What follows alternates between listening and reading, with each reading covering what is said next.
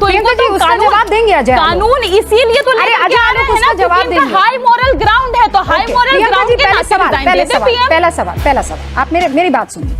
बोल मैं कह रही हूँ कि आप इसके फेवर में है कि नहीं है? क्या लालू प्रसाद यादव जी जेल जाने से पहले इस्तीफा सौंपते हैं कि नहीं सौंपते? यही हाई मॉरल ग्राउंड जिसका आप जिक्र कर रहे हैं। नहीं, हाई मॉरल ग्राउंड ये होता कि कुछ चला रही हूँ, देखिएगा। जूम करो।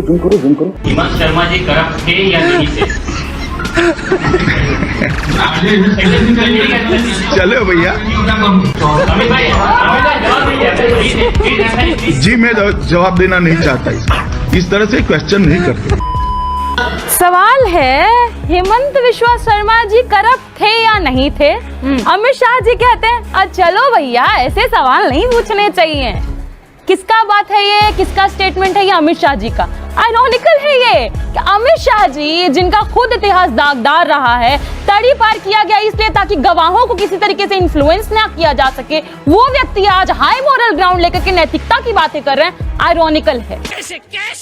क्योंकि कैबिनेट अजय आलोक जी के जो यूनियन कैबिनेट मिनिस्टर्स हैं 72 में से 28 दागदार हैं, तो और उन पे ऐसे छोटे छोटे आरोप नहीं, 19 पे सीरियस क्राइम्स के ऑफेंस के अक्यूजेशंस हैं। महिलाओं के ऊपर हिंसा या किसी तरीके के हत्या, इस तरह के आरोप हैं। ये तो सबसे पहले कैबिनेट को जितने मंत्री ऐसे 28 दागी हैं सबको निकाले।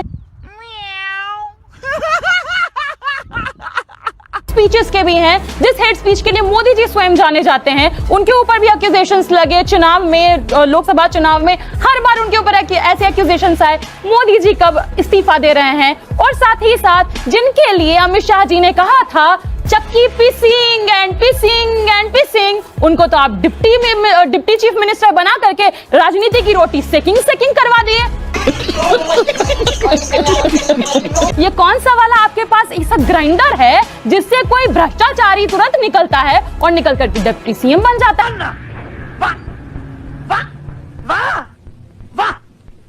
ये सारे सवाल तो हम पूछेंगे, और साथ ही साथ हम इसलिए भी चिंतित हैं क्योंकि सुप्रीम कोर्ट भी चिंतित है।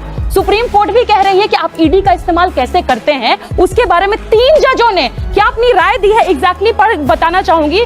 जस्टिस भुयान, जस्टिस सूर्यकांत और जस्टिस कोटेश्वर जी का, क्योंकि सुप्रीम कोर्ट जजेस के वर्डिक्ट हैं ये, इसलिए मैं लाइन बाय लाइन पढ़ रही हूं। ईडी के लिए क्या कहा? आप एक बदमाश आप एक बदमाश या मक्कार के जैसे काम नहीं कर सकते, आपको कानून के दायरे में रहकर ही काम करना पड़ेगा। मैंने देखा है कि पिछले 5 साल में लगभग 5000 ECIR that is enforcement case information report के मामले आपने दर्ज किए, आपका कन्विक्शन रेट तो 10% से भी कम। फाइनेंस मिनिस्ट्री का इनका आंकड़ा है, कह रहे हैं 193 राजनेताओं के खिलाफ में इन्होंने PMLA का केस दर्ज कर लिया। अब उसमें कन्विक्शन रेट कितना है? 1% से भी कम का।